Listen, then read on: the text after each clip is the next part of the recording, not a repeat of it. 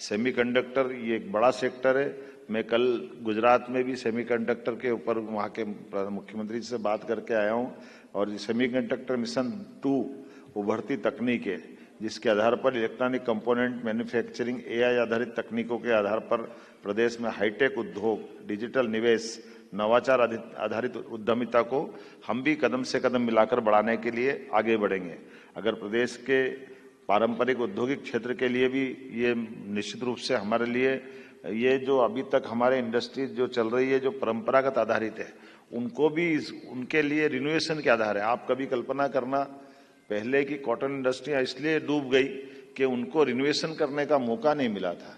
अगर नई टेक्नोलॉजी के साथ कदम से कदम मिला के चलना है तो नए उद्योग लगाना अच्छी बात है, लेकिन जो चालू उद्योग है उन उद्योगों को संवर्धन करना ये भी एक बड़ा विषय रहता है। इसमें इस चीज के लिए गुंजाइश दी जिससे अर्थव्यवस्था, रोजगार और औद्योगिक पुनर्जीवन को नई गति प्रदान होगी।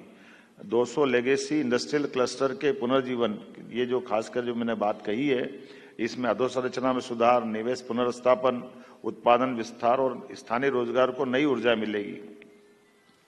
इसी आधार पर औद्योगिक भूमि, लॉजिस्टिक एवं सप्लाई चेन को भी हम अधिक कुशल बनाने वाले हैं। एमएसएमई में भी इसी तरह से एमएसएमई के लिए जो हमारी मध्यम श्रेणी की उद्यमिता है इसमें स्वरोजगार और औद्योगिक विस्तार को मजबूती प्रदान करेगी। इसकी 3 रणनीति है और तीनों तरह से हमारे लिए बहुत काम आएगी।